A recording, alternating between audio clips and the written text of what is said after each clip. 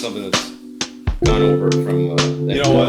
Locally, nobody really knows that. People that are close to me, but there's definitely my nickname in the NHL. I don't think anybody actually knew my real name in the NHL. Oh, it's just they only knew me as Chico. Yeah. Yeah, I got that from Keith Kachuk years ago because my stick said RS on it. So he came, walked into the locker room, it just stuck. Thank you for letting us crash the new restaurant at Tailor the Cook on Main Street. Beautiful. Yeah, it was well done. Came out good. It was Tim and Chris Talgo have done an amazing job through the years of making it a staple of the Utica community.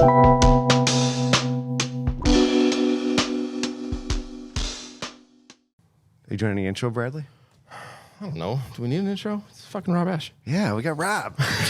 Well, first of all, Rob Chico Esche. How much of that is still in play, or is that just something that's gone over from the NHL days? Locally, nobody really knows that other than people that are close to me. But that's definitely my nickname in the NHL. I don't think anybody actually knew my real name in the NHL. They only knew me as Chico. Just Chico. Yeah. Yeah, I got that from Keith Kachuk years ago because my stick said RS on it. Oh, yeah. So he came, walked into the locker room one day with our trainer, and it was the first day I ever met him. And he's like, he was like, when the fuck did Chico get here? And it just stuck. The way that Walt would make it stick, he made it stick. And because he's looking at he's looking at RS and thinking that Chico Resch came out of retirement, So I introduced myself to him after that, but he just made that name stick throughout all my teams I've been on. Yeah, it seemed to say I was listening to a couple podcasts and it went right to Chico. It's Nobody locally I don't think knows that, but other than like you guys are close friends, stuff like that. So. What's the name? Is Esche? Do you have? I mean, I feel like every sports player has a nickname. I've got a lot of different names. Most of them aren't that good. Yeah, it depends who you ask. A lot of them aren't that good, but no, it's whatever, I guess. I mean, thank you for letting us crash the new restaurant at Tailor the Cook on Main Street. Looks beautiful. Yeah, Beautiful. Well done. Came out good. It was a long time years ago. We purchased the building from the Children's Museum. It was their only asset, so it had to go through the Attorney General's office, which took some time. ICANN got involved in rethinking and reimagining what the future of the Children's Museum would be up on the Parkway. So it was a long period of time, and we finally started construction back in October of 2022. So we closed out on everything, the finances, and we got rolling. And it was a fun project, really fun project. We got 21 units and a gym upstairs, and then we have obviously the Tailor and the Cook, which is the anchor of the building itself. A phenomenal restaurant. Tim and Chris Talgo have done an amazing job through the years of making it a staple of the Utica community. And I think for me, it was anybody that's down in Utica, it was always difficult to get in on weekends and things of that nature. Their first few years, I don't know if you could get in whenever they were open, really. You were generally on a 2-week waiting list. Mm-hmm. So it really gave it an opportunity to kind of stretch its legs. It's a big square footage, 6,500 square feet on the first floor here. So they've done a remarkable job of, even from when they opened, when we just opened, it was really kind of neat to see them add all these new employees, and they didn't lose step. They didn't even break stride. I think the customer service here is impeccable. They do a great job. The older, more experienced employees, but even the new ones that they got in. The food is very different. It's more of a casual experience than the old Tailor and with the meatloaf on there. Caught me off guard originally. Yeah, you gotta have a set on you to put meatloaf on the menu. I like to play though. I mean, honestly, nothing more homey than that. Yeah. I grew up not liking meatloaf, but it's oddly enough my favorite. It's my favorite thing on the menu. Good place. Yeah, they do a great job. He really does. Tim and Chris were amazing, and now his new staff, like I said, his new executive chef Joel, and then their management, their newer people have really meshed well with each other. The vibe too. I mean, it's kind of cool. I didn't even really see the. Did you see the conference room setup? I peeked in there. It looked pretty fancy. That's a cool. Way too fancy for me. Yeah, Probably. Just rent it out whenever. One of the things that I didn't touch on that is probably the coolest with this place. So it has your traditional Tailor the Cook. You know, there's 48 seats on the west side of the building here, which is your typical experience when you go to Tailor the Cook. It's a little quieter and it's a little bit more of an elevated experience, I guess you'd say. Then we have a private room on the south side of the building, on the front of the building on Main Street. That private room is actually, you know, whether it's pharmaceuticals, business meetings, things of that nature, for up to 20 people, which is rented out quite a bit. When it's, you know, like I said, it's all private. The shades go down for pharmaceuticals, things like that, which is obviously important. And then the whole other side of it, everything on the east side, is more of your something that I think I'm a little bit more familiar with is, you know, the bar. They got a huge bar. I did notice that. I did notice the expansion of the But it's more of just popping in on whether, you know, being in your street clothes, your work clothes, whatever, coming in and enjoying it. And then where we are now, the terrace is an addition to the building. And the terrace obviously has the fireplace, and then it's Four Seasons. So it operates, you know, where all the windows actually will open up. So spring and summertime, we'll probably have more like high tops in here, and it'll be really part of the outside element, which I think is cool. And it's got a deck where our big Christmas tree is right now. That's a hell of a tree. Sizable Christmas tree. Sizable. Yeah, we got that from Allentown, Pennsylvania, actually. It was their municipal tree, I guess. But we Did you find an eBay? Like, how did you buy a Christmas tree? How does that go? Can I get a big ass yeah, Christmas well- tree? Like, Well, you had the Google search? It was actually, I didn't know anything about these things. As Why would typical. you? I mean, yeah, yeah. typically Yeah, that's generally when I get involved in stuff when I don't know anything about it. But I was like, no, I want a big Christmas tree. So you go online and you can't get them at the time of year that I wanted to do it. It was like early November, and everything's sold out. And these things are like anywhere from $20,000 to $80,000. So I mean, just pick what you want, right? And I was like, wow, I didn't really anticipate doing that. So we bought a refurbished tree. They were upgrading their tree down in Allentown, and it was funny because it was $5,000. It was still a lot of money, but we looked at it and we're just like, God, this thing looks ugly. I'm like, you know what? We got to get this tree though. There's a There's a reason why. It did. We're looking at it online. I'm like, I don't know. We got to have a tree for Christmas, so we got to have a tree. So we sent one of our staff members down in a 26-foot U-Haul, goes down to Allentown, picks it up. We had our veterans Shoves it in game. there. Matt Pacheba goes down, picks it up, and then we have our Veterans Day game for the Comets. And the guy that runs all of our facilities is Rick Redmond, who's a Purple Heart recipient, fantastic guy. Obviously, Veterans Day is his day. And for the audit itself, we do a lot with the military. We're very honored to be able to continuously do that. So then what happens the next day, we're working on the restaurant down here, and the restaurant's still not open. It's within, a few days of being open.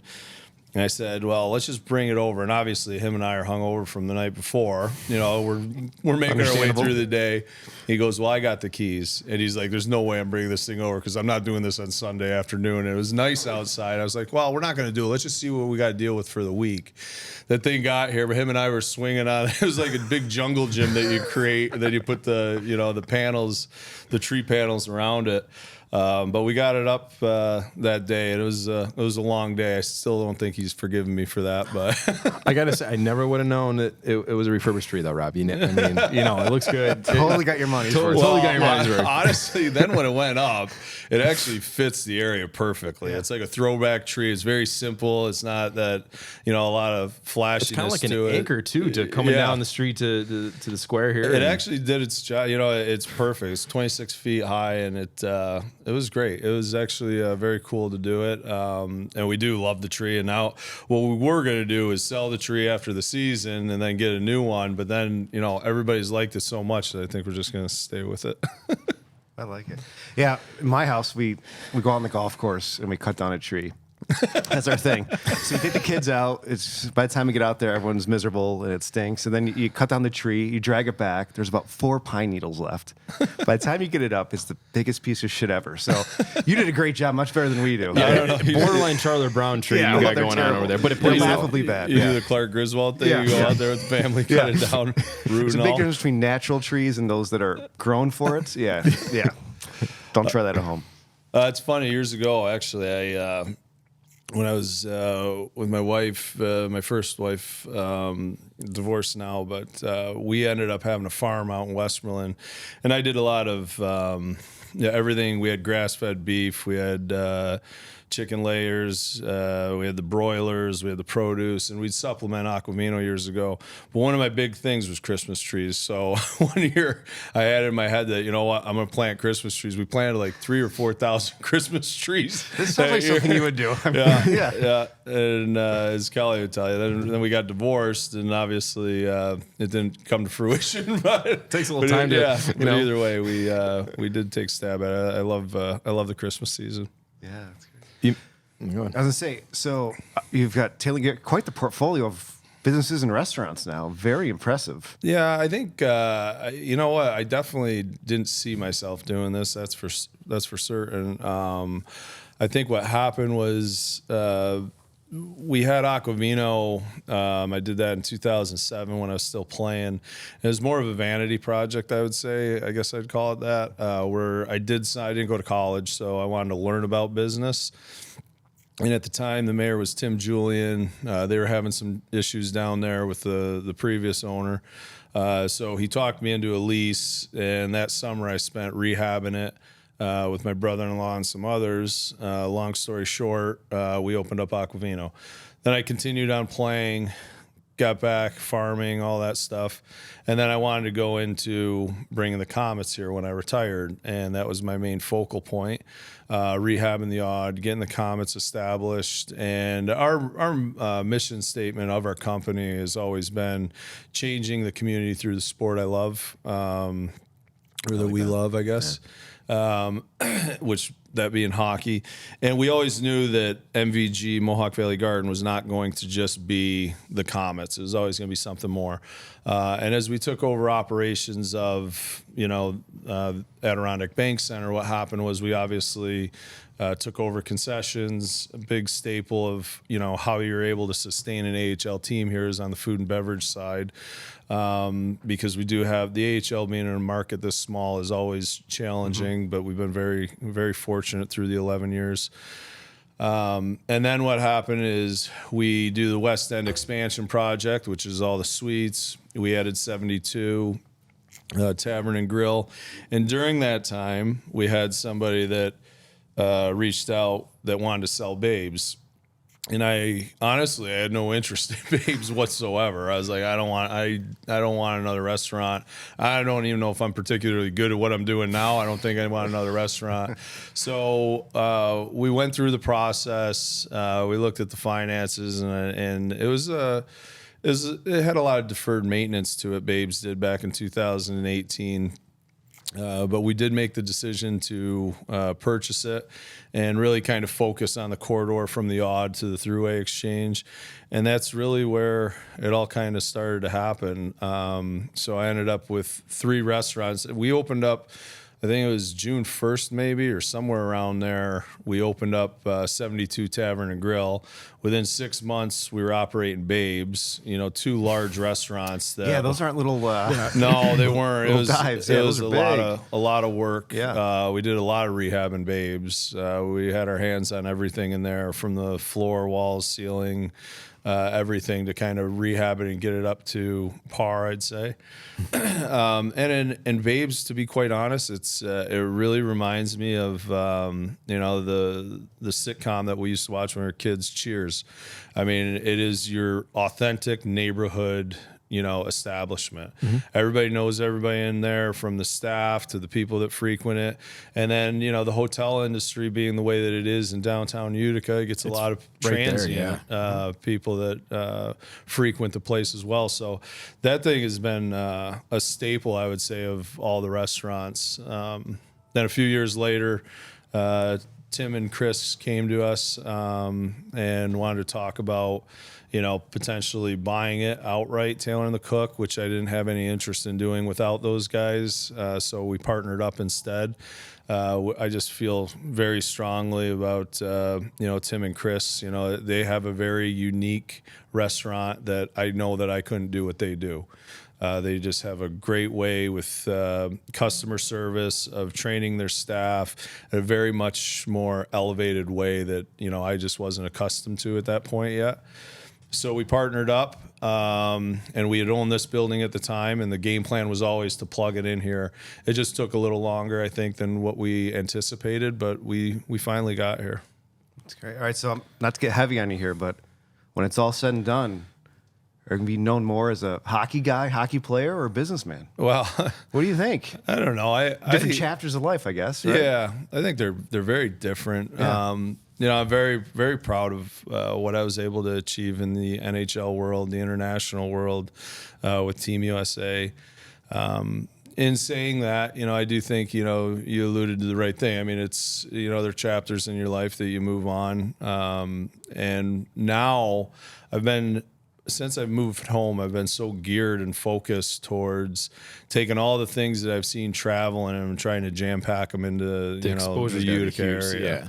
And I think that's all it really is. It's not like it's, I'm an addictive reader. I read all the time. So I love reading non-fictional books about whatever it's about, and putting that together with, I think, has helped me on the business side.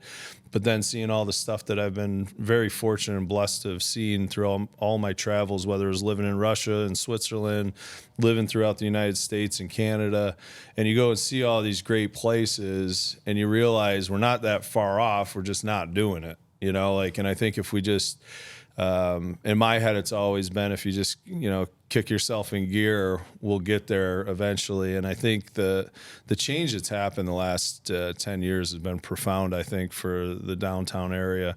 A lot of that stuff, obviously I have zero to do with, whether it's the 5S that the state did, the Risky Boulevard, how they revamped that, the hospital that goes in, the businesses that have propped up, whether it's, the Bass Pros of the world, whether it's some of the more eclectic coffee shops, and the loft living that, a lot of great developers have done down here.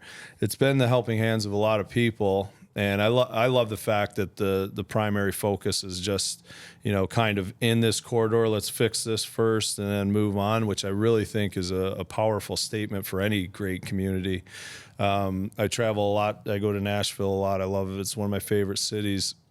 And you see that, that street was literally just bars, and there's nothing fancy about these bars. Now, yes, the newer bars that have come online over the course of the last probably 25 years that I've been going there, it's very neat to see. They're very traditional bars, dive bars almost, and they've added these nuances to it. And then the hotels that are propped up, the Hiltons, the Omnis, the convention space, the new Hall of Fame there for country music. All that stuff to me is literally been a work in progress for years, decades, and every time you still go down there, there's all these cranes in the air. There's always cranes in the air in Nashville. It's always a great sign for a city. Yeah, crane, exactly. Right? It's a great sign. They're building. Yeah. And I think, I think the one challenge a lot of these cities have, I think there's two sides of that coin. Everybody wants a full vision of what the future holds. And I think a lot of these great cities, they don't have blueprints. They don't have an actual blueprint of how the world's going to look in the 2 20, years. 30, 40 plans, the bigger plans. In 10 years and all this. I think what it is a cohesive network of people, going the same direction. And I think that's really the thing that is the most profound about Utica and Oneida County, is that they have a lot of people going in the same direction, which, as you guys are well aware of, that wasn't always the case here when we were growing up. Mm-hmm. I think there's a lot of nefarious operators. I think there's a lot of egos. I think there's also a lot of negativity. Even when I retired and came back here, we had that what's the name of that website? Topix. Remember that? They had Topix. And it was like more people were addicted to that than just seeing anything done. Yeah. That was like the only thing that mattered in our area. You'd get text messages on everything. I'm like, what did I do now? Wow. I'd like take part in that. Either way, I do think the coolest transformation for our area the last 10 years has just been the the mental fortitude to change our trajectory into a more positive growth mentality than literally pointing fingers and calling allowing people. the momentum to build. Yeah, they have that synergy now, and I think a lot of people need to see it. But to get it vision, started, you have to see it on your own. But now you can see it and touch it. It's tangible, and there's some momentum, that's for sure. Yeah, and I think, you look at like Austin, Texas, which is another, beautiful place. Austin, Texas wasn't always Austin, Texas, though. It took decades and decades for that place to get to where it is, through the universities and through the businesses down there and things of that nature. And I don't see why, Utica couldn't be the Austin, Texas of the North in the future. And I think we got a lot of work to, don't get me wrong, we got decades and decades of work ourselves at the helm here, but still, it definitely has a good jumping off point. And speaking of that, big events are a landmark or something you need for a city to grow and prosper to get on the map. Got the women's hockey coming up here this spring. Yeah, how's that coming? That's a big. I'm really. So that's actually a very comical story because USA Hockey comes in. They called me up. They said, "Hey, you should put in for the Women's World Championships. We know that you just built Nexus, and that the county and you guys are you got a lot of great momentum going there." So I remember calling Tony Pacenti. I said, "Hey, listen, we're going to put in for this. I don't know where it's going to take us. Just so you know, we're not getting this thing. I know we're not getting it, but we're going to put in anyways. I want to use just for down the road, maybe something will happen. Yeah, I want to use the county as referral on all this stuff." And he's like, "Absolutely." And so USA Hockey comes in, and I serve on the board, and I'm friendly with a lot of these people, but they're not like close friends. They've become close friends now, but at the time they flew in, and I go, "Well, let's meet at Aquavino, get some drinks," and we proceed to have an awesome night. But in the process of that awesome night, they're like, "Listen, this is a favor to you. That's why we're here in Utica to take a look at this place, but we're not going to be landing in Utica. We want your expectations to be, And I'm like, I got it. There might be a more humble event down the road. That's you're on the map, but blip. And there was a couple other great cities that were involved at the time, Chicago and Colorado Springs. Heard of it? Just great cities, obviously. And the next day, I'd mentioned to him, I go, "Well, I don't know what the tour is supposed to entail here. We got you set up to come to Nexus and the Odd. All 10 teams can be here. All 10 women's teams can be here under one roof. We don't got to go to different buildings and stuff," which they love. That is nice. Yeah. And they're like, but where are we going to house them? And anybody that's from the area knows that, the Turin Stone Casino and Resort is by far one of the best properties in the country. I mean, they've done a remarkable job up there. Like, love or hate it, I happen to be a massive fan of the place. I love sports entertainment. So for me, I took them there and they were in awe. And then they came down here, saw Nexus, and they didn't lead on to anything. They were just, I think, I started sensing like how shocked they were. And maybe there's a chance. Neil's starting to come back. I didn't get good or bad. I didn't get too excited. And at the time, actually, I think there's more than just those two cities too. I think there's like 5 or 8 cities that we were in the running with that I don't recall who they were.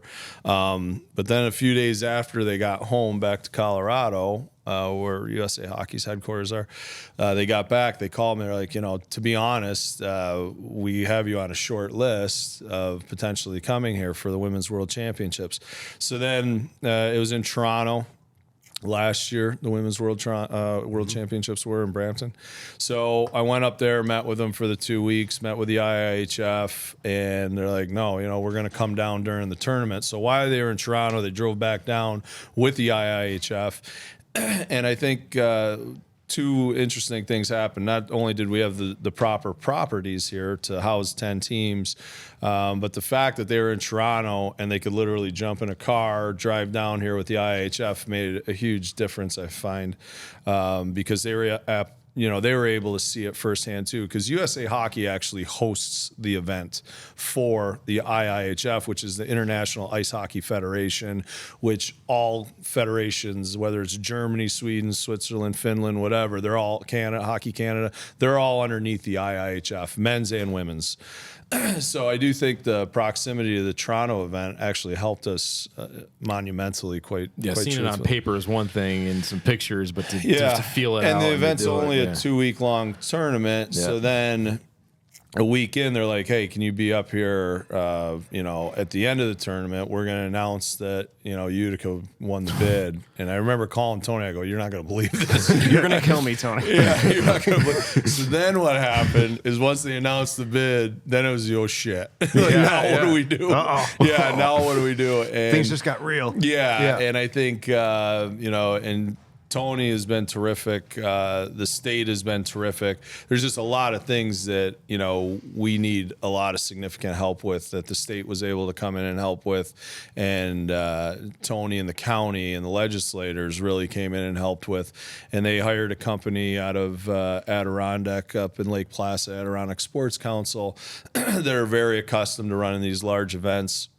So all the groups now for the last several months have been working hand in glove because, you're talking an event that needs, well over 300 volunteers. You need some volunteers. I read that. Just the A call volunteers for help alone here. and orchestrating all that is a job by itself. The marketing on this, a lot of people don't understand what the World Championships are for men, let alone the women's carving their way out in the hockey world the last few decades. The World Championships essentially is for all sports that you go to qualify for the Olympics. I mean, this is their life. This is what all these kids have trained for. I played in 4 World Championships. I played in 1 Olympics.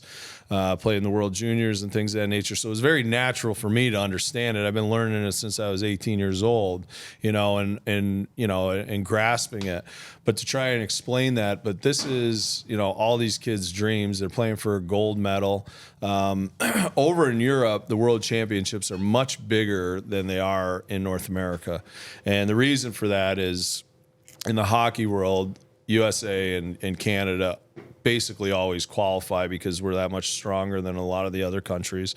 So we don't send our best players to the World Championships all the time, not on the women's side, but on the men's side, because we're playing in something called the NHL. Yeah, when they're running during the season, the NHL, these players are making millions of dollars. So it's generally guys that get knocked out of the playoffs or get knocked out of the first round that they go and they then play in the beginning of May for the men's division in the World Championships.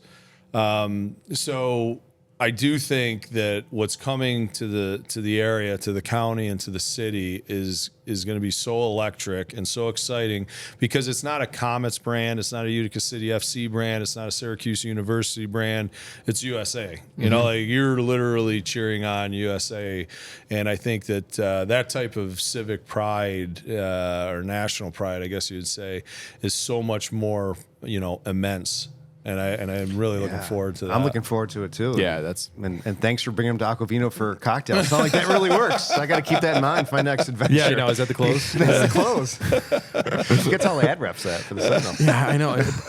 Alcohol's had to have played a little bit, though. I mean, there's always something to But a good rapport and a good relationship goes a long way. At least it gets you in the conversation. But speaking of Olympics, how was your experience in the Olympics? Well, I mean, I was happy to make the team, and that's kind of where it ended. We didn't do that well. It was over in Torino, Italy. I was the 3rd goalie actually. So the 2002 Olympics, I felt like I was just not there. I was still young at the time. Mike Richter was the goalie, then they brought in Tom Barrasso at the very end. He was playing in Carolina. Yep. He wasn't in camp, but actually Herb Brooks was our coach out there. We actually had the training camp in Boulders, Colorado. I remember walking into that training camp, though, in 2002 Olympics, and that was like all the household names that you could imagine. Brian Leach, Chris Chelios, Brett Hall, Jeremy Roenick. I mean, the list went on and on and on of some of the greatest players that America's ever had. and I didn't make that team. And then I played in a couple world championships after that. And then I made the 06 team in Torino, Italy. We went over there. We missed, and so when you play in the Olympics and the NHL, you miss the opening ceremonies. You're going there just for the time that you're playing. So it's quick turnaround. The tournament comes at you very quickly. You know, like you're landing, you know, you got to get over your jet lag real quick, and you know you're into games. I played one game against Russia. We didn't do well. I thought that I probably could have played better, but for whatever reason, it didn't happen that game. We lost 5-2, I believe, maybe 5-3. I can't remember what it was. I do think the goaltending could have maybe snuck out a win, but on that particular night, it didn't work that well for me. But that was the only game I played in the Olympics. Our team didn't do that well. I don't remember exactly where we finished, whether it was 6th or something like that, or 7th. What did your Eastern Conference run? What year was it? That was around. That was 04. That was a year before. Yeah, okay, that was 04. Yeah, that was the 2004. Quite the couple years there too. That was a lot of fun. Again, even that team had. You know, that had Hall of Famers on and everything, from Mark Recchi and John LeClaire and Keith Primo, Jeremy Roenick. Might know a few of those names. Yeah, they were that team. I was the youngest on the team. I mean, that team was just the best put together team from an experience level, but even a leadership level. That your job as a goalie was just don't screw this up for us. All right, whatever you do, just don't screw it up. Just getting away with a few pucks. Just don't give up any bad goals, and we'll take care of the rest. And you held up. You held up your end of the deal. Though. Yeah, I mean, we going did to well. Game I 7. think what happened. So we lost to the conference finals to the team that would eventually go on and win the Stanley Cup. Tampa Bay. They played Calgary and beat them. And Calgary was a good team as well. But when we went into Tampa, we had 4 or 5 of our top defensemen were all out. I mean, we had forwards playing defense. You know, we were just holding it together for that, pretty much that whole series. Everybody won their home games, and then it was a remarkable series. We lost 2-1 in the final game, but that was like I said, I've told a lot of people that was the only time I had my heart broken. Yeah, well, I mean to be down 4 defensemen, still holding your own. Yeah. I mean that just shows how good you got. That was a hell of a team. Tampa was great. They were obviously John Tortorella was a coach for them. They had an excellent team. Marty St. Louis and LeCavier were in their prime. I mean, they had everything you could ask for. Happy Bullen, you know, was terrific in net for them. It was a great run. I do feel it was a terrific Flyers team that had a real shot of winning the Stanley Cup. We just fell short in the 3rd round, but I was surprised to hear, and most of them have said that they don't necessarily miss it. They don't miss it much. You know, the game. I mean, they was great times, but would they? I think it might be a little twofold there. I mean, when I took my skates off, I put them away. I was done when I was done. I went through a lot of surgeries, and I didn't miss it actually. I loved my time playing in the NHL. It is and even in Russia. But it is a massive grind. It is, you know, it's a lonely place. You know, it really truthfully is when you're trying to, you know, be one of the top players. It's a lot of commitment, a lot of sacrifice.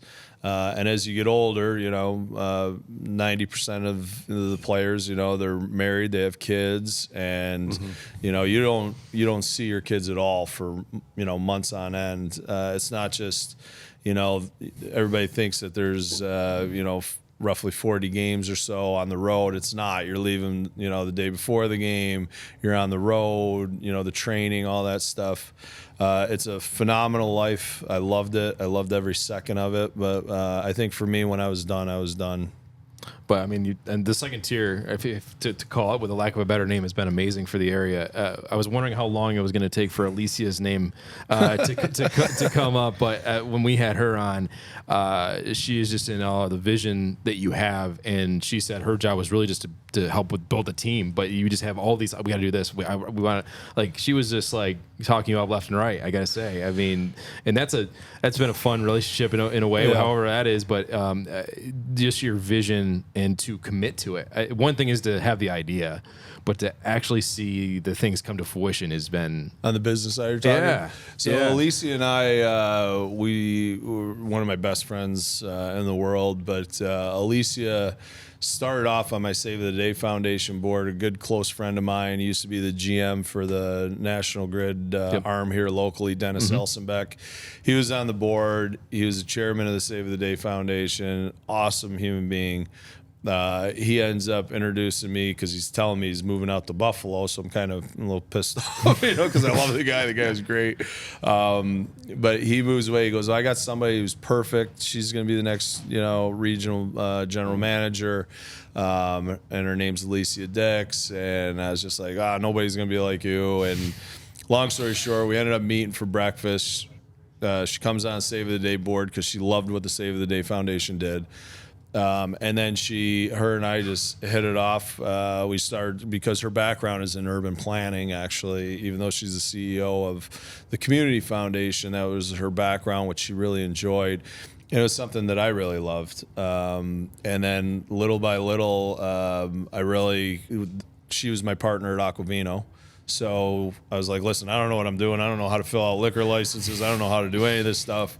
I need help. I got a vision, but we got to implement it. Yeah. I need to execute this somehow, and it ain't me. You got to show me how to do this. So she walked me through all those processes at Aquavino, and then went back to playing hockey. Came back, retired, and she's been a huge cog in the wheel of our company, even though she isn't in the company. We've been unbelievable friends, and everything she's done with the Community Foundation is just, to me, has been lightning in a bottle. I mean, she captured it early on. She's always had terrific staff there. And she really is a leader amongst all leaders. She really is. She's not scared to tell the emperor he doesn't have any clothes on, no matter what community leader or politician that may be. And I think that's a good skill set to have, to be able to talk, unabashful, and just be able to say, hey, this is what the community needs, and this is how we move forward. Let's just check our egos at the door and let's get this, done. She's very great at execution. Yeah, I was surprised to say when she said she's shy. I have yet to see that, but apparently Alicia said that? Yeah, I ain't she said buying one thing that. we don't know about I you. ain't buying that. All right, so you're not okay. I'm not buying that. All right, No. all right. Rob's calling bullshit. Okay, so we'll revisit that sometime. I've been impressed by your involvement of veterans and the whole vibe at next with the Comets team and always having a veteran there to highlight. I know there's been some family members and your brother is also is that what kind of made that feel in almost everything you do? There's always I feel like a military feel. Honestly, it happened when I was a kid. I'll never forget it. I wanted to be a Canadian. So I love the sport of hockey. I Wasn't expecting that. No, Okay. it was not. I moved We have to unpack that a little bit more. I moved up to I was a kid, and I just every time you cross the border, the only thing that mattered to Canadians was hockey when I was growing up. Everything was hockey. I had my summer schools up there, my goaltending schools, everything. I just loved the fact you could go to a flea market up in Canada and it was all hockey cards all over the place. Everything was hockey. I just loved it. And I say it ignorantly that I wanted to be a Canadian. I clearly didn't, but I remember coming back and my father's driving me home. And I told him, I go, I want to be a Canadian. I want to live in Canada. And my father was my best friend growing up. Ends up just flat out cuffing me as hard as he could. Just smoked me right on the car ride. You knocked the Canadian right out of you? We still had 3 hours to go, right? The car ride coming back from Toronto. And I'll never forget it. And then he... I don't say a word the rest of the ride. I'm just looking out the window, scared to death, right? And he takes me to my grandfather's house in Rome. And my grandpa Hank was a Purple Heart recipient. He was in the Bloody Boot in Cassino, Italy, where he received his Purple Heart. He got pulled off the field from a guy from Rome, New York, actually, who he'd never met before. Wow. It was a bomb that went off, and he had shrapnel in his leg and his back, and it was just kind of left there, in the field. But somebody pulled him off the field. Anyways, we get there and he's like, "Dad, take your shirt off." And it was in the summer when I was coming back from the goalie school. And he said, "Dad, take your shirt off." And my grandfather, who wasn't a talker, when he looked at my father, and basically, "What the hell are you talking about?" type of thing. And my grandfather took his shirt off, and his back was like somebody took, a hot spoon and just carved out pieces of flesh, 80 to 100 times. And he used to walk with a drop foot. And then little by little, I knew exactly what my father was, saying. And then all my relatives, my other grandfather was in World War II, my great uncle, they're in the Pacific. And I started to learn about history, started to, realize how ignorant of a statement that was. My brother. So you deserved it. Yeah, I definitely deserved respect. There's no two ways about that. I definitely deserved it. My brother ended up going in to the Marines, and he served, during the wars. Anyways, fast forward to your question with the military, it's always been, and again, being an addictive reader, I used to study World War II. I loved, there's nothing not to love about The Greatest Generation. And so I really was a fan of everything that these people, the sacrifices they laid down for us. And when we started, I always wanted to do these big things with the Comets and military. I'm very passionate about it, very genuine about it. But the issue was I didn't know how to get into the community. I didn't know how to, to really get to know all the veterans. And in comes Rick Redmond years later, 3 or 4 years later, is when it really turned the corner. Rick Redmond was dialed into everybody. He was a major. He was a Purple Heart recipient.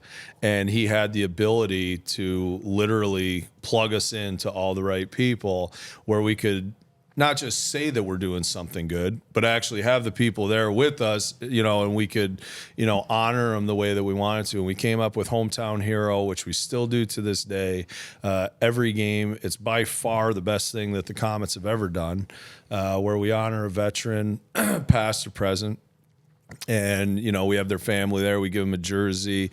But to watch the whole crowd, these sellout crowds stand up and they applaud the whole time. It's not like they applaud once they give them the jersey. They applaud as soon as Hometown Hero comes on, for that 60 to 90 seconds. Everybody's on their feet and they're applauding. Then we went into our Veterans Day games. We did every Veterans Day, we obviously put on the schedule to get that date, and play against somebody so we can really get all the groups together and make it unbelievable. They come, they lay the wreaths down at the Adirondack Bank Center, which was built obviously for the veterans. Mayor McKenna back in 1959 obviously commissioned the work under the auspice that is for the veterans, and as long as those walls would stand, it would always honor the veterans that laid the ultimate sacrifice. But then something very rare happened. The Purple Heart recipient, or the Purple Heart organization down in Southern New York here, they actually reached out to us and they designated us, our organization, as a Purple Heart designated organization, which was the first professional hockey team to get that type of honor. Oh, wow. And it was very heartfelt. Obviously we're extremely honored to be in the same category as people that literally fought for our freedoms and stuff. So for us, it's always been an honor. We'll never not stop doing it. It's something that means a lot, not just to me either. It's also to our whole group of investors, all of the employees, like everybody jumps on board on this, and it's a great time of year for us. In a what would be normally a sad time, it is the ability to rub elbows with some real true heroes. Yeah, That's great. So you talked about going to Canada when you were a teenager for hockey.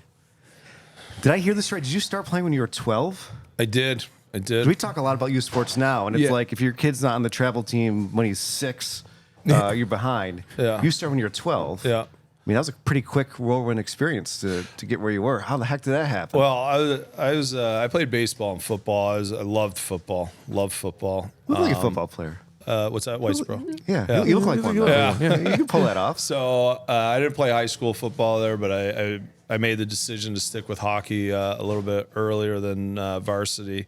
But anyways, I grew up, playing Pop Warner, Little League, Babe Ruth, all that stuff. And my brother Henry, the Utica Devils were in town. My father took me to every game. I was a huge sports nut, and I went to every game of the Utica Devils. Anyways, I was so involved in baseball and then football that I wasn't signing up for hockey. It was my brother Henry. They went to the Whitestown Community Center to sign up Henry. I was at home because I wasn't signing up. The phone rings. My mother grabbed it. Said, your father wants to talk to you. He goes, hey, I'm signing Henry up. You obviously go to all the Devils game. Do you want to try hockey? I'm like, yeah, I'll try it. It was literally, that was the conversation. It's such a huge point in your life. Yeah, I was like, it's such a casual thing. I'll try it. And I was. It's not like you're 6 signing up for it. I was 12 years old. Yeah. Actually, I was 12. It was actually, I turned 12 January of that year. So I was still a late 11. So it was like October or November. So I was like, yeah, I'll try it. We'll go to the first practice. I quit. I fucking hated it. I was like, there's no way. I couldn't skate. I was like, this is the dumbest thing. Why this thing You've never had skates on? Well, I had skates maybe a couple on, times, but nothing. I skate out. But by that time, a lot of the kids are pretty good. And I wanted to play goalie. Right, so you had that I knew going that. in. I knew that I wanted to play goalie. I didn't know how it was going to happen. Like, and my skating sucks, so they threw me in net or what? Yeah, and our coach Glenn Reeves, he's like, "You're not playing goalie till you learn how to skate." I'm like, "Well, then I'm done." Like, I didn't in my head, I was saying, I didn't tell the coach that. But so I got in the car. I remember I was like, my eyes were watering. I was crying. And I was just like, I don't want to do this. This is stupid. And my father, who was generally very did he smack you again? No, he didn't. He's generally short fused. Growing up, he was short fused. Now he's very laid back, but back then he was short fused. And so what happened was he said, listen, he goes, you got a Saturday skate one more time. He goes, just if you don't like it after this skate, fine. And for whatever reason, I still to this day don't know what happened. Things just started to click. I don't know if it was from playing other sports or if stuff that the Utica Devils that I saw on the ice started to resonate with me. I don't know, but I started to learn how to cross over in that one practice.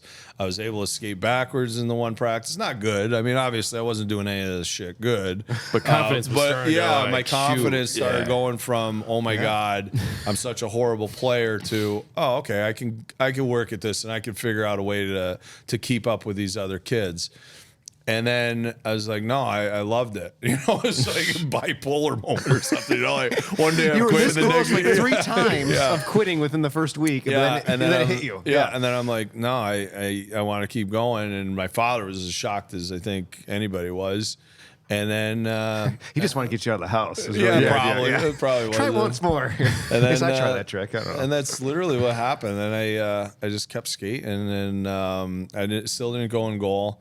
I think I only had 1 goal that year, and then at the very end of the season, we were playing Hamilton, and they put me in net for a game, and I got a shutout. Our team was way better than that team at that time.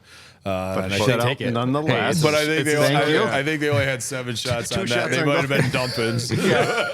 But either way, counts. Then the end of the year, back then they used to give out like hat trick patches and shutout patches and all that stuff. So the awards banquet at the end of the year in youth hockey was something that like really kicked me into gear. And then that summer, I went to Canada in the summer months for like a week school, Jim Park goalie school, and started to really understand the position and really love how to play it. Yeah.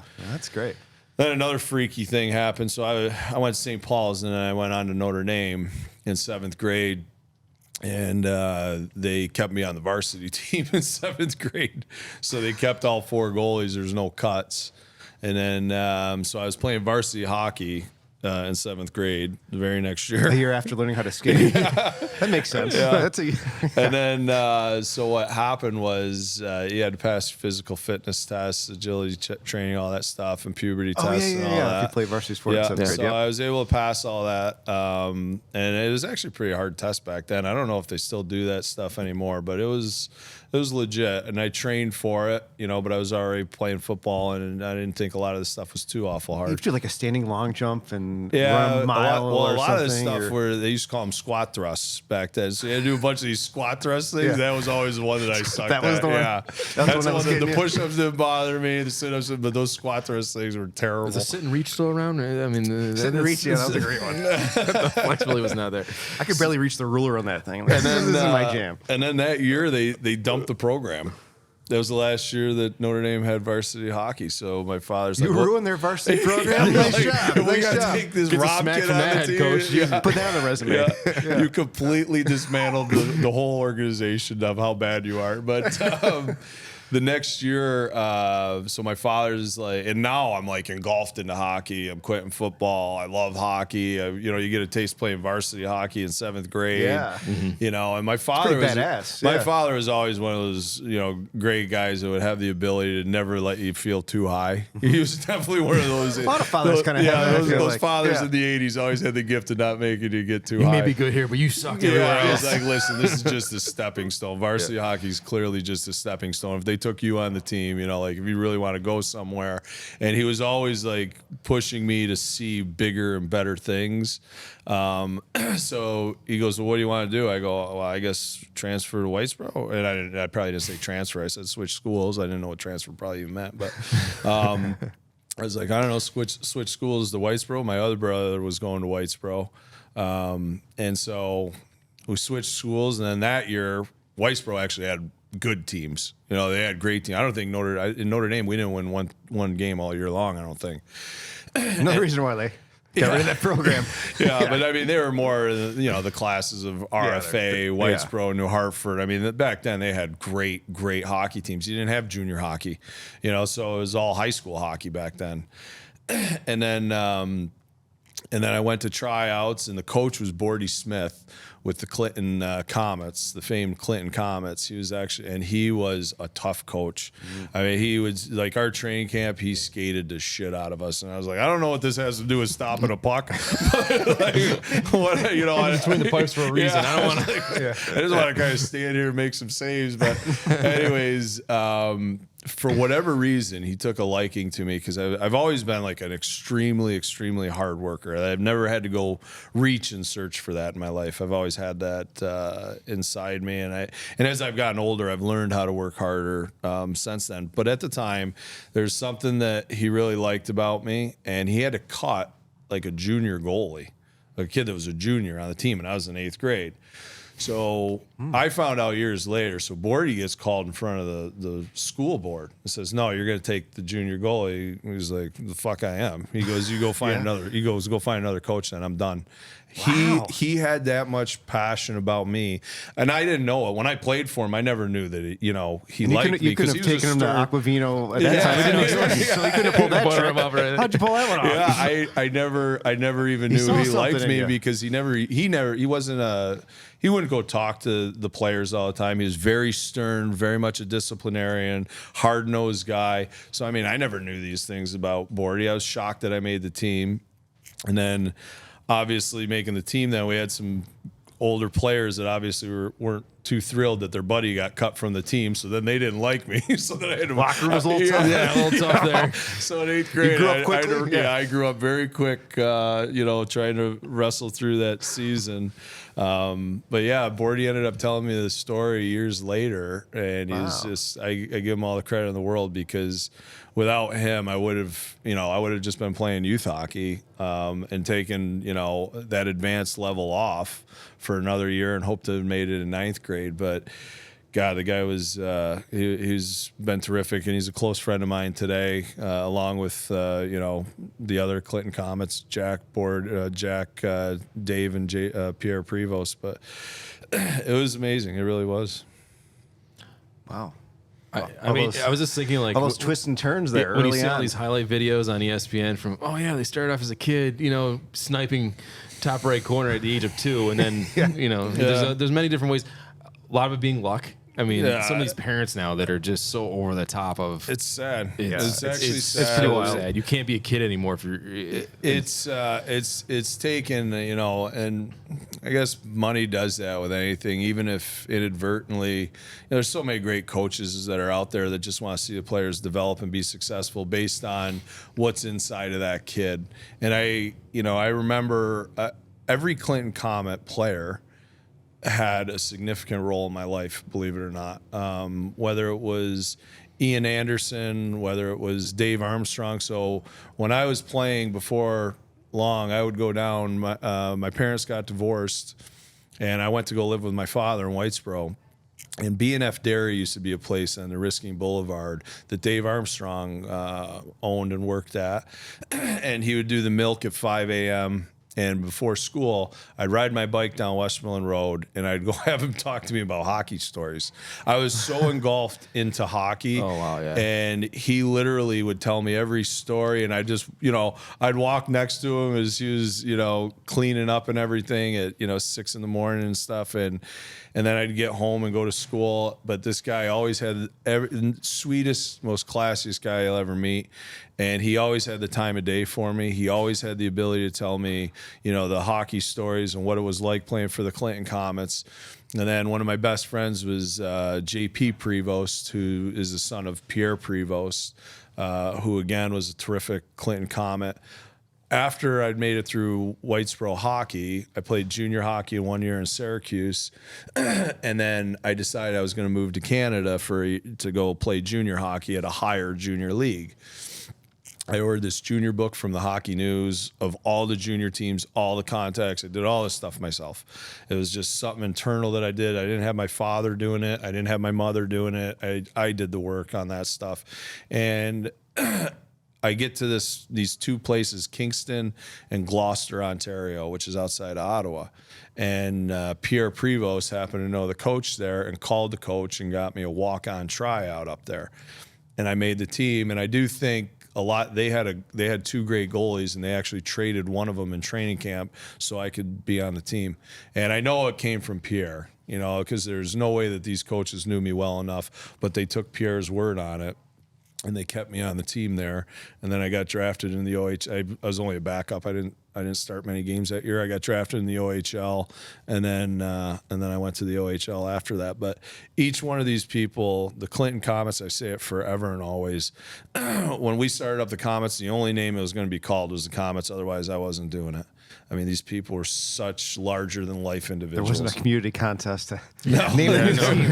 It's the Comets. Yeah, I thought that's good. No, I think that's a great. In my head, I just always thought that's the one constant with hockey that you're proud of in this area is the Comets. Mm-hmm. I mean, the Devils, they tuck-tailed and ran when the city started losing Griffiths Air Force Base, and we lost Lockheed Martin and GE, and all that stuff went down. They're like, we're out of here. Then you had some nefarious owners after that with the Bulldogs, the Prowlers, and the Blizzard. Mm-hmm. A lot of people middle of the night just skipping town, not paying bills and everything. And, for somebody that was so entrenched into hockey, my young life, and then as I got older and actually could put all the pieces together and connect the dots, is like the only thing that this team could ever be named is the Comets. And it's because of those great people. It really truthfully is. Having that meaningful behind that, too. That's great. I had no idea, and that's awesome. Yeah. So what was the trigger behind, I guess, knowing you wanted to do an AHL team? Was it just the downtime from the lockout that kind of got your brain turning, or was it something just through the years that was like, it would be kind of fun to... No, and I was heartbroken when the Utica Devils left because it wasn't fan-based. Oh, a lot of people just devastated. Yeah, and I was a kid, and it always bugged me that the Utica Devils just... up and left. So there wasn't no one showing up. I ended up getting to be extremely friendly with Lou Lamoriello, who was the GM of the Devils, obviously at the time, and he moved the team down the road or sold it to Albany. Mm-hmm. They became the River Rats, and ended up having an affiliation agreement. But anyways, it always pissed me off to think this is a hockey community. It it wasn't lack of fans. I mean, we had more than enough fans in that building back then, and it was a different era. I mean, there was no dasher boards on the dasher boards, no sponsorship rather. It was all new. It was all new for all the AHL, not just Utica. There wasn't a lot of advanced buildings back then, no modern buildings and any of that stuff. But I've always wanted to bring an AHL team back here. And when I played in Phoenix, Patty Conacher was there. Even before the '04 lockout, I said, I'm going to bring a team back to Utica. He's like, fucking crazy. He goes, you're an idiot. He goes, just worry about your career. He was the assistant coach on the team in Phoenix. He goes, you just worry about your career. Don't worry about that shit. You can do that stuff later on. And then during the '04 lockout, we did have more time to talk about stuff. And we started, talking about an AHL team coming back. Because I do feel that, as much as I love the East Coast Hockey League and some of the lower levels, once you have the AHL, you're not going down a level. You're not going to a lesser level and trying to tell people like this is equivalent to the AHL. Mm-hmm. The one thing in the Utica market, you're not going to bullshit anybody in Utica. Everybody sees bullshit a mile away. So either you're telling the truth or you're going to be out real quick. Yeah. And I think that was the thing that we all got together back then, and we're like, yeah, we could pull this off. And Tim was an advocate of the AHL coming back. Robbie Clark, who was very big into sports and understood marketing. And a great golfer. I hope you're his partner when you play with him. Hell of a golf swing. No, he always whooped my ass. He always whooped my ass. But we did. We started talking about it, and then we talked about like, okay, well, we're going to bring an AHL team here. How do we clean up everything else? So that I do think that in a few people back then, it was always an idea, and then, now you fast forward and look at it. What seems obvious today wasn't so obvious back then. That's for sure. Yeah, certainly some leaps of faith there. Yeah. I'd say that. Where's the, obviously great momentum. Where's the momentum heading? What's next? What's next? I think we know you get bored after about 2 weeks. So. Yeah. Generally, I pour everything into something, then I take a few months off to kind of catch my breath. Right now, I'm very focused on the Women's World Championships. I think it's going to be one of the best events our area has ever seen, and we have to pull that off. But there's two projects that I really love. One of them is the harbor. That has been going on for decades and decades. When National Grid bought that GE land, it was all contaminated. They cleaned it up, took decades to clean up. They still have a footprint over there, but it's a big swath of land. I never even knew we had a harbor in Utica. I really didn't. I found this out maybe 7 years ago. I had no clue that we even had a harbor here. But it's where they'd bring all the coal in and they'd cook it, to make energy, and it obviously polluted the ground back, 100 years ago or whatever. And then we have 3 acres there that I really want to develop in a real cool, meaningful way. I think the area is getting into a space for convention centers. I think it's getting into a space for, a more premier hotel. And I think when you have that 1933 building that sits northeast of that, that 33 building has got 10,000 square feet of, that could be rehabbed into glass, and you could have a kick-ass event space for whether it's Christmas events like Christmas markets, whether it's wine and cheese festivals, or whether they're just unbelievable weddings. That down there, the labor that the Harbor Point LDC has put in for the last, 10, 15 years is crazy. I mean, they redid the bulkheads down there. They redid the whole promenade down there. I mean, you go back there anytime, it's gorgeous. It really is. And it sits right behind Fairfield and right behind Kookies. I think Kookies has to get taken down, and that whole area needs to be something prominent and cool for it. Then the other piece that I really love is east of Nexus. We got a phenomenal neighbor in the church right next door to us. He's been an awesome neighbor, and everything south of that though could be developed. And I think you start to fill in all those nodes that have been depleted for so long. All those missing teeth there. Yeah, that's exactly what it is. It's missing teeth, and I think as you start to put those implants, to use your analogy, back in place. It's good for the hockey players too. We're talking about this. It's kind of really coming together. West being West on those. I think once you start to put those things back into place, you start to have a walkable community. We have a lot of density down here that's coming, that has come in the last probably 5 years. The Doyle Hardware building, which is east of where we're sitting right now, they have 56 units in. South of us at the Hannerhoy building, they got another 24 units. We got 21 here. Bag Square, not Bag Square, but the Bag Square building or whatever they call it over there, they have units. Ocean Blue building has units. The Mayrow building, all these places are starting to come back to life. And when they do that, that's density.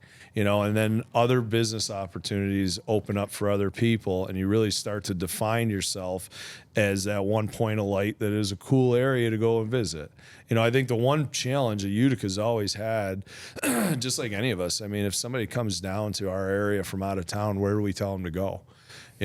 Go walk around Clinton. Go walk around Clinton, really. That's where you're going to tell them to go.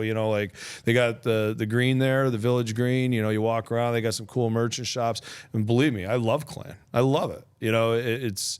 But it's Clinton's. And I think for a county, when you have such a transient community coming in for the nexuses or for the hospital where you got 4,000 plus employees over there, people that are coming in, where is that point of light that you can point your finger to and say, hey, go there?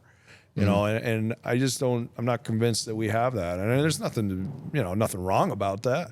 It's just, let's put our focus maybe where it needs to be. It would be a nice goal. Like Nashville. You like Nashville because if you're in Nashville, you know where you're supposed to go. And in Nashville, oddly enough, this is going to be an ignorant statement, but I think it's very factual. I'm very good at ignorance. So. Is the Canadian statement you made? No. I won't hit you. I don't know. I can't reach. But I'd love to see that. In Nashville, I mean, you got to face facts. Suburbs there are fucking amazing. Yeah. Right. Yeah. I never go to the suburbs. No. I never go to the suburbs. Right. I've been to them. Yeah. I've seen them. The restaurants are unbelievable, and there's a lot to do. It's more like the local flair and everything, and it is cool as shit. When I go to Nashville, though, I'm going down to the Strip. I'm going to have a fun time, act like a buffoon for a few days. Enjoy myself. They got good restaurants, great bars. Bridgestone's right there, Bridgestone Arena at the other end. You got the Titans playing. It is amazing, and it doesn't. And that's what I think. For me, you need the Clintons of the world if you're going to establish a strong footprint, and Utica. You need to have them. You need to have the suburbs of New Hartford and Whitesboro and Clinton and all these places. Rome needs the same thing, right? You guys are from Rome. You know it. The suburbs are the strength. When we had that suburban sprawl without growth after World War II, everybody moved to the suburbs, and the cities, became derelict on how they were advancing. But now there's a significant momentum to, I think as a social being, we're all like, hey, we like to live, work, and play in the same area. So that's why the downtowns throughout the whole country, throughout the whole world, are so prominent. A strong downtown makes for, I believe, really strong suburbs. The big city mindset has to start coming to there, and it started that. Yeah. I feel like Utica, Rome separately are these awkward sized cities trying to figure out With no mixed use. With no mixed use Right. stuff. Yeah, but that's and coming. now it just seems to be getting a little bit bigger mindset. We can be a bigger city. You have to have attraction in order to grow as a city too. I mean, like you said, you got apartments upstairs, you've got a restaurant downstairs. I also think, you look at Dallas Fort Worth. I mean, that swath of land is magnificent. And they're both two amazing, cities that are, rising up. You look at the Twin Cities up in, Minnesota thing, I don't think, one happens without the other either. Without Rome doing the same thing as Utica, then you're not filling in, your teeth almost, right? Because there's so much between Rome and Utica that, that high tide will lift all ships. I really believe that. And I think that they don't have to be the same type of city. No. Rome could be its own flair, Utica could be its own. And then having the suburbs, rounded out I think is what makes for those great, great cities. And I do think, my whole family's from Rome, as you guys know. I obviously moved and grew up in Marcy, but my family, my grandparents, everybody, they're all from there, and that's an amazing city in itself that has a very deep history. How do these places come back? I mean, it's going to be the helping hands of all the leaders and politicians for both sides of that. Private coin. and public. Yeah, it's the only way it's going to come back. Now, I know we don't want to keep you all day because you probably got a few books to read, but I have to preface my last question because if I give you the question straight up, you're just going to scoff at it and say no. But you've done such a great job, made such an impact in the area, in the private enterprise. Anywhere down the road, I was literally thinking the same way. Rob Esche for Congress. Zero. Any political chance at all? Absolutely zero. I mean, 'cause I just feel like I think that's I'm- what I'm- I was I'm- just I'm going there. fighting for it. What he was saying, Here's I'm what like- it is. I feel like you have such a great passion for the area I think and a great touch, and I think at some point you want that challenge. I think I'm going to predict it down the road. He's going to at least entertain it. No, I won't. Damn no. it. Fuck off, I think I'm a that's terrible lawyer. I can't convince anyone. I think that's why our local politicians get along with me because there's no threat They there know. whatsoever. No, I'm just kidding. It might be a different challenge for you.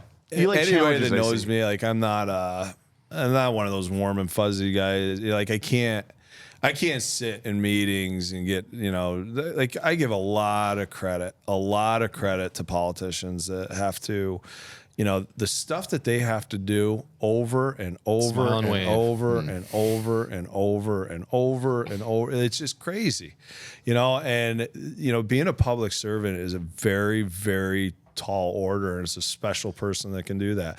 Honestly, I know my shortcomings, and I just don't think I'm that type of person. I really don't. And, I don't see it ever changing. I love being able to, be a part of the change. I love that. I love being, behind the scenes. I love being, not up in front. Like I couldn't do it. I really couldn't. I could see that because we've talked about how you don't necessarily need to be in the seat to still push the city in the right direction, be on committees, Have some helpful influence. Yeah. But yeah, I was literally thinking the same thing when he was talking. It's just, and the one thing that I'll leave you with though, I mean, make no mistake about it. I mean, all the stuff that we've done at the Nexus Center and the Aud, I mean, that doesn't happen with me. That happens with your politicians. Like, yeah, maybe somebody's driving the bus a little bit and staying on it day in and day out and day in and day out. Like, yeah, I'm part of the business plan. But at the end of the day, without Tony and the legislators, without Joe or Mary Ann, Anthony Brindisi, who was monumental for us, while he was actively involved. I mean, the mayor was doing his own stuff as well. I mean, these projects, our area isn't out of the woods. You can't do it without public money. Yeah. Like if you think you're coming into Utica, New York or Rome, New York, and you're just going to have all this private business just jump in here because it's a city on the rise, you're sadly mistaken. It's not there yet. Not there yet. It has to have the public-private relationship to make your business plan make sense in these small tertiary markets. Yeah. It just does. Yep. We're not big enough. We're just not big enough yet. I hope like that changes. If you were going to be a politician, you would have taken all the credit. So I agree. Maybe you should run. Yeah, it was me. Well, thanks so much for coming. We appreciate Thank your you time guys. for coming been to your awesome. own place, I guess. I know. So it was great to visit. Appreciate the invite. Thank you guys. Yeah. I appreciate it. Thanks, Rob.